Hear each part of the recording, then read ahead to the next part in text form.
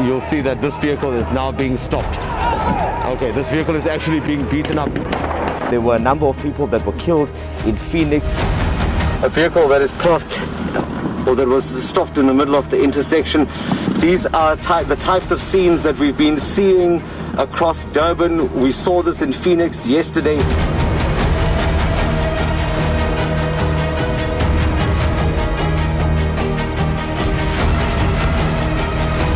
Can you believe that we are having a conversation like this?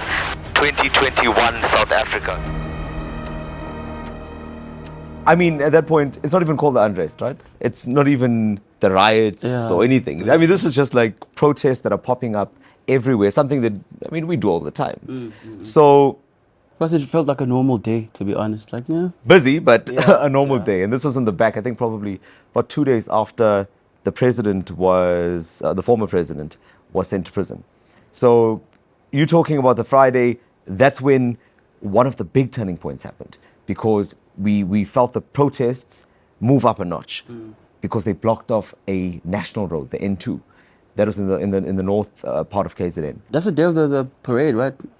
The day that the police minister was having a parade in Mpangeni. And even there, they used trucks and they blocked off the road getting to that parade. But then on the way back, that's when these guys that were protesting, and they were so open about it, they blocked off the road, just set fire to tires and had sand, and what else did they? I never even thought I'd ever see the N2 looking like that. Like a fire in the middle of the N2, Just burning a fire with that flag. What do you remember most about that day?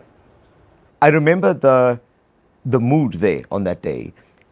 I think I must stress this point. My takeaway was that it wasn't violent. It wasn't aggressive.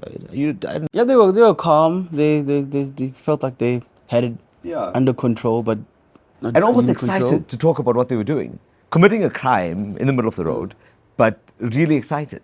So we thought, well, that was that, and then that was just about the beginning. The Friday, moving into that weekend where things really changed. And they had the message, to be honest, the fact that you're saying they were excited because the fact that they had like this ANC flag there in the middle of the fire. The one with Zuma's face. Yes, so for us, I don't think we actually realized what was coming, but that already was like a signaling point where we should have seen like, okay, this is a message they're sending to the police authorities. backing away. Because the single police van coming through, looking at it and going, well, presumably, can't do anything here, makes a U-turn. It was a defining moment because it then spoke to what we were going to see when the police they were overwhelmed. Yeah. They were stretched. Even the Human Rights Commission said that as well, that they were just really, it was too much. Because you had these pockets, right? Pockets of fighting. Talk to us about how that sort of escalated and when. Yeah, probably about the Sunday it escalated. Yeah, because the weekend, that's when we actually, the teams actually got spread out because we were getting messages from different parts of the province. So it was like, okay, let's deploy different teams, we're moving different around. places. Because on Sunday, we were in the north. Yeah, somewhere on Mpangeni. The day that's when it peaked. That Sunday. That was when our van was stoned, and there was a mob that was. I think they were trying to chase. They were actually targeting the police. I think they thought we were part of the police because we were in a bakkie. Just came around a corner, and you realize, geez, there's a mob here. So got stoned, and they hit the bakkie, and we got away. But that really was on the back of Ramaphosa speaking. I assume that he thought that he was going to kind of quell the tensions. But it had the opposite effect, at least for the people that we saw. Yeah, and at the time we didn't even know that what was happening, that the speech had caused this. Remember, we were on the road, we were working Sunday night. Yeah, this is the Sunday night. Yeah, we only figured it out when we started like talking to people. Then people were like, no, actually, after he said what he said, we just went out of our homes and we started getting like, petrol stations. And getting tires, dragging tires. It seems like there's always tires available. I don't know where they come from. It's probably like some business or something, but... You felt that was when it tipped? Yeah. Why would that have been the tipping point? Like you said some stuff. I think he angered certain people, and it came down to the interpretation. Yeah. How they read what he was saying, and some of them maybe a lot of people on the ground were saying that they felt like it was tribalist, and then that just made them. I don't even think people allowed him to actually finish his speech.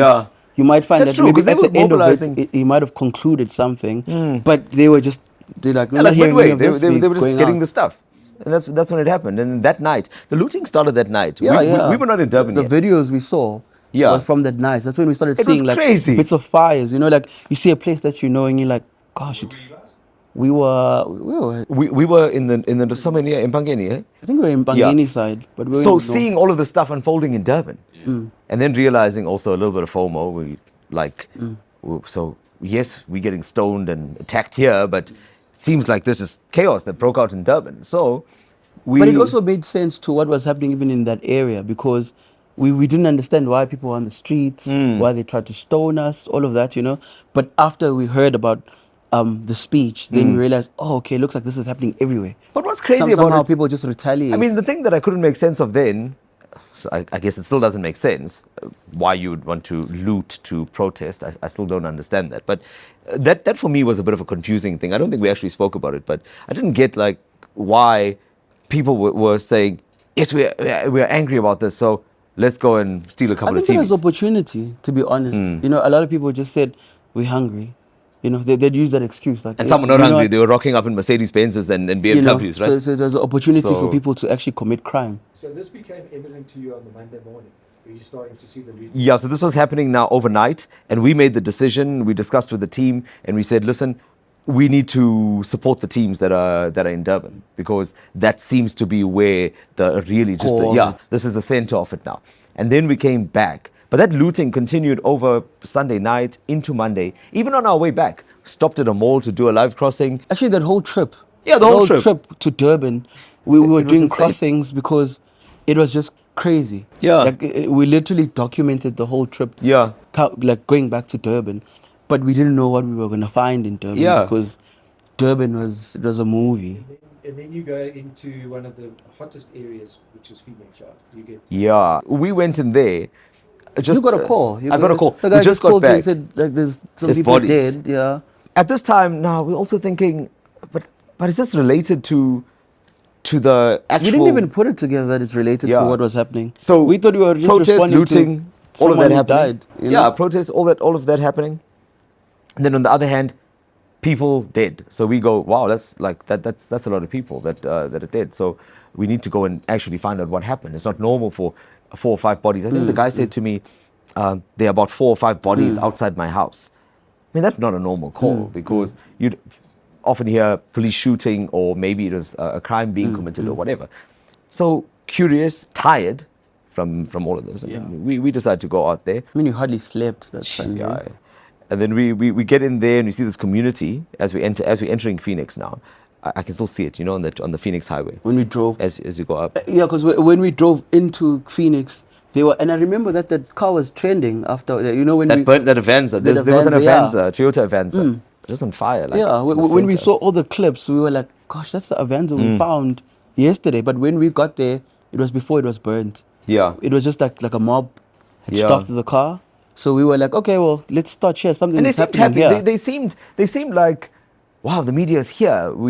You're going to cover this story, and They had that finally thing. we like, thought finally we were here, being welcomed you with know? open arms, and that wasn't the case. So we get in there and ready, journal mode, camera operator mode, ready to do our live crossing, just oblivious, maybe a little stupid, not really taking all of it in. You know, they say you need to have situational awareness, and I mean, you can have it to a certain extent, but it was a bit overwhelming.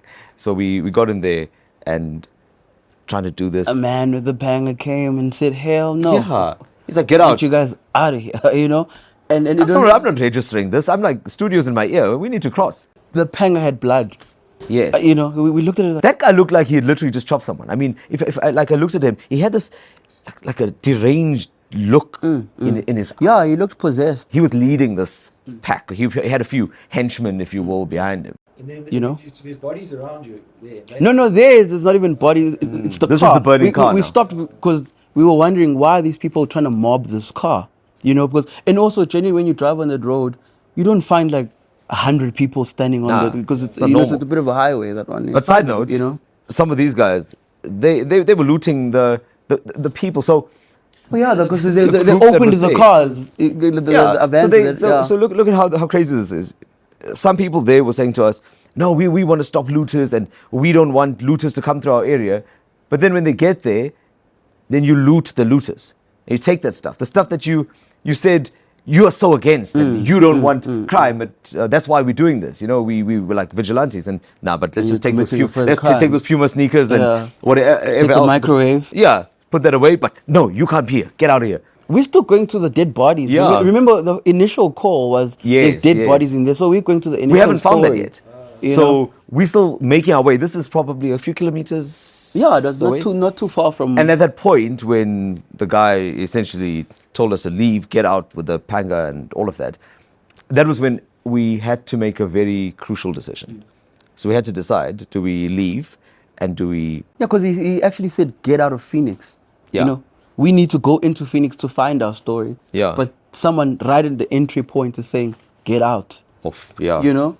But you know, again, we had to still make sense of it because when we eventually got to the bodies, which is up the road, and you see these bodies, they're lying there on the road. I think one of the saddest moments, and I know that hit you hard, When we found the... when the two guys, they were brothers, eh? Yeah, no, that But we didn't know it at the time. For me, I think that's when I had like a feeling something was wrong, because everywhere we drove, because this was the other interesting thing, like every time we'd get to like a mob, like a group of people, they'd come storming the car, and then when they get to the car, we open the windows, they check, there's Dasen, there's myself, and then they didn't know how to react now because now they're finding this like mixed race in the car. Then they'd let us through, and then at some point we found two guys were lying on the floor. The one is still moving, and a car was burning. So, and then I said to Dasen, this is so weird because I'm looking at that car. It's a Proton. And the car is a Proton. You know, who takes a Proton and goes and robs somebody? Or, you know, it's just not normal. Not the type of car you think someone would commit a crime. And you should never judge you a know? book by its cover, but they didn't look like they were committing any crime. And we found out later they were looking for fuel. And just to go back to, you know, you saying that story that broke me. A few days later, one of our crews went to this family and they interviewed the people. They lost, you know, the two sons, etc. They come back to the office. I'm watching the footage, you know, like, well, Suzanne was editing. And I'm hearing the description of what the people were wearing. It was the same guys that we saw. And, you know, then I was like, I guess the feeling when I said to Dasen something doesn't feel right, that feeling was right because we drove past innocent people who've died looking for fuel. And we couldn't do anything either. You know? And it's normal for someone who lives in Guamashu to drive into Phoenix to look for something. It's neighboring townships. You know, I'm just thinking now that I remember I wanted to flag that something was happening in Phoenix. Yeah. You know, like, because we spoke about it and it was like, no, something's not right. You know, but at the same time, we had to be responsible because now we didn't want to incite like a racial thing. There was a guy who stopped us and said to Dasen, like, hey, but you can't be here with him. And he pointed at me, you know, and Dasen was like, what do you mean? It's like, nobody's a ducky. We don't want duckies here, you know. And then that cut me, man. Yeah, I remember you shouted at the guy. I mean, how is it that someone there that is standing there in this day and age, I mean, 2021, I mean, we were so far from the dark days of apartheid, and if you have someone standing here in broad daylight, literally a law unto himself, and saying, yeah, but you can't be with you because you look different, and you can go in, but you can't go in, and you're a darkie and you're this. Yeah, that is very telling. That is very telling. That you know, like I always joke to him and I say, like, you know what, you saved my life.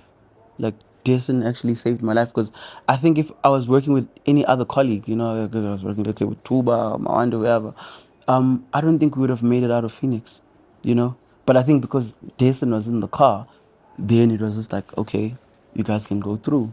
And the frustrating part about this, and I have to talk about it. It's something it's weighed so heavy on me. It almost ended my career in 2021, and you know, I don't think it'll ever be something that I'll shake, because I carry it with me since that time. Not just that really horrible, painful experience of racism. And I mean, Nkanyiso is a brother to me. We literally eat together, and you know, we've traveled together and all of that, and literally, like, a brother to me, and that's how it is, and I believe that's how you produce your best work. So it broke me to know that there were people in front of us, that people that looked like me, that were doing this to someone that I regard as a brother. And although I can't take responsibility for those things, but I felt embarrassed. I felt angry. I felt embarrassed. I felt a lot of things. And in doing that, in reacting and in speaking out about it, I actually then, there were people that felt that they could capitalize on it.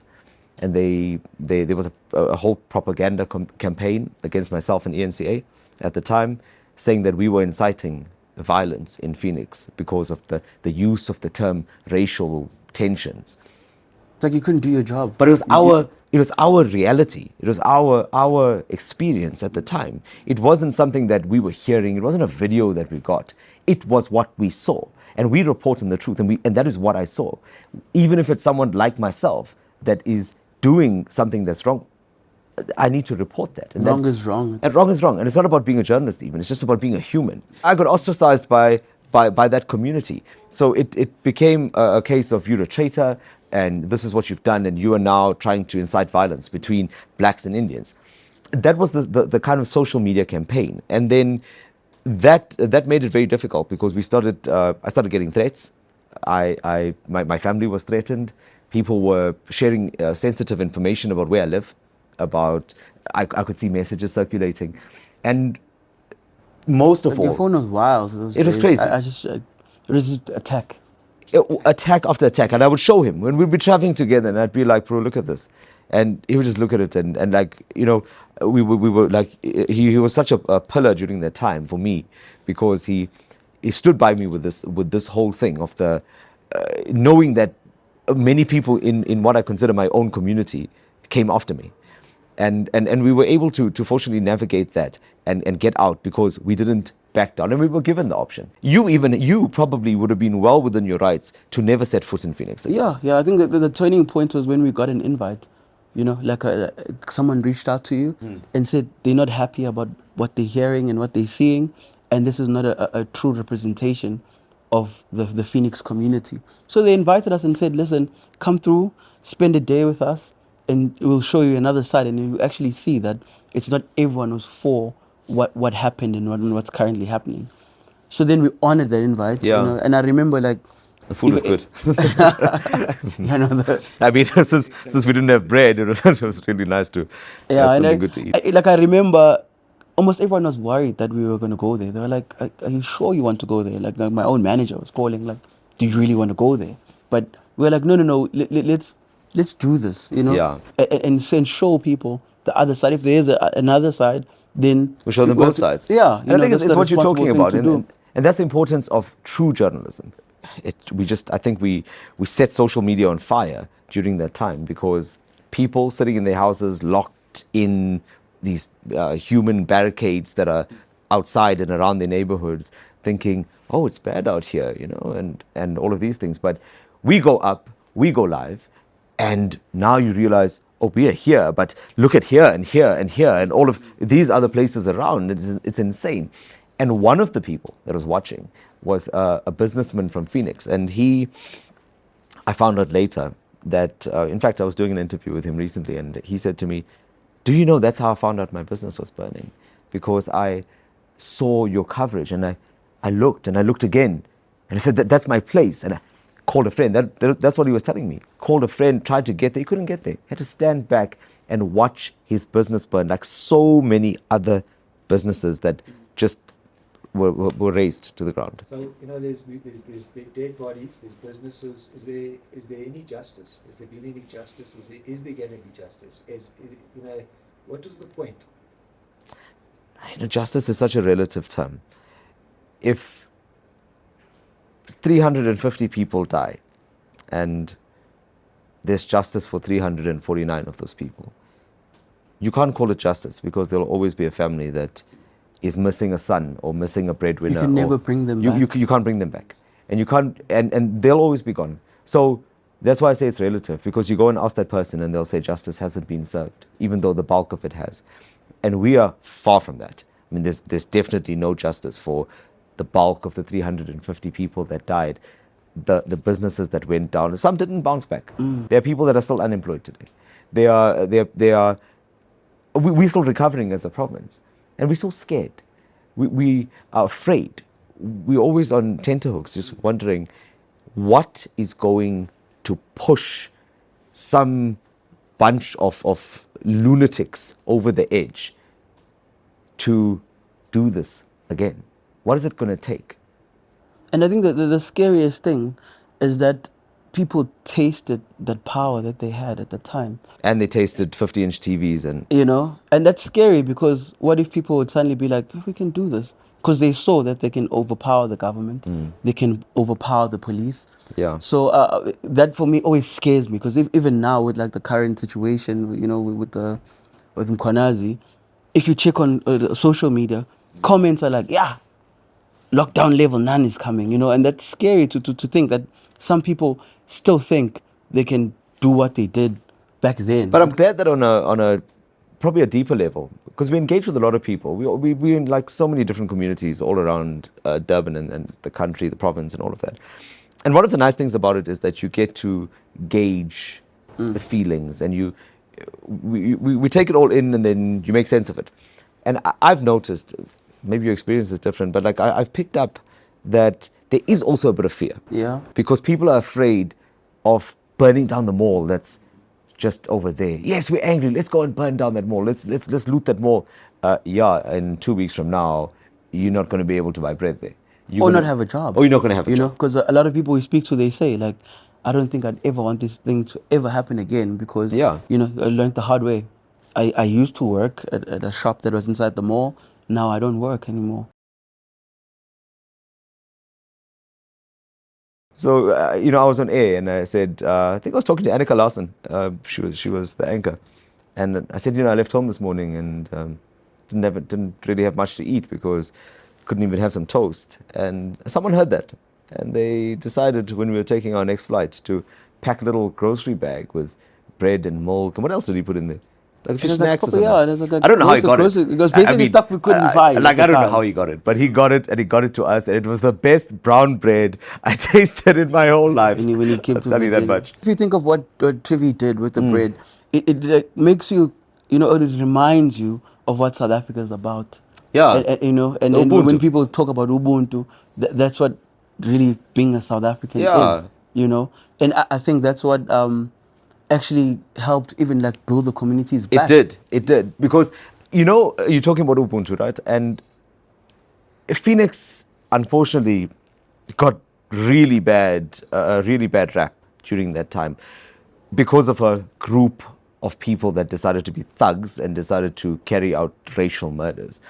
But then what was so heartwarming was that one of the ladies, I think she was a nurse or something, she was traveling through and they set, these gangsters set her car alight, and threw out the car and set it alight. And a few days later, a few weeks later, we went back to a church because this church had raised money to buy a car for this woman. She was completely blown away. And for reference, it was an Indian-led church that had then done this. And they said that, look, we had nothing to do with what happened there, but as part of the reconciliatory efforts, we got you this car. And I think that was also maybe slightly maybe helpful to mend those relations. To show what because that story, like I just remember, I've told the story before, but it's like because of the stuff we cover, you almost just you get used to just seeing things, and you just get desensitized. But I remember that when Ash was telling her story, it was so real that I actually started crying behind the lens. We were live, and I remember the people standing next to me looking at me like, because they're just seeing tears go down my face, but I can't obviously go, woo-hoo, So it was so beautiful when they did that, because in a sense it healed me inside, because I was like, she's getting healed, she's getting her car back, and I'm also, feeling like, oh, well, there's hope, My takeaway. So we've learned, and we've learned that there's no good that can come of it. I mean, those big screen TVs that you take out of a mall or a shopping center, it is not going to help you get a job. It's not going to do any good for the country. And as I said earlier, I get a sense that people have also learned this, that it's important that we protest. We live in a democracy and we're not happy with everything. But like for me, it's how we protest. And that I think that's my takeaway, that we'll always be there. We'll be covering these stories and we'll be telling these stories. But it's a question of how do we put those grievances forward. I mean, I was saying today, I saw that advert on TV where it said that some guy now doesn't have a job because the mall burned down. So it's a sense of responsibility. We'll always be angry about issues, but let's do it in the right way. That's my takeaway. That's my lesson that's learned, or knowledge that I would like to impart on anyone. And it's nice that you touch on responsibility, because that's the one thing I think we always get wrong as South Africans. We just know that we have these rights. Yeah, we want to blame everyone else. We have a right else. to protest, Yeah. but we always forget the responsibility side. Because yes, the law says you have the right to protest, but you have to be responsible in doing that. So like I remember earlier I joked about that never again the thing, by Nelson Mandela, but it must never ever happen again. Like we should never see that thing. Probably took us back like 20 years. Yeah. Or it set us back for about 20 years, because instead of the economy growing at the time, now we're fixing a mall that was already existing. Yeah. Now we're fixing a road. We're Reinventing fixing a the school, wheel. So literally it's like time stood still and the rest of the world continued on. And then now we sit here and we talk about unemployment and what have you, but we forget to look at how we've played a part in causing those problems.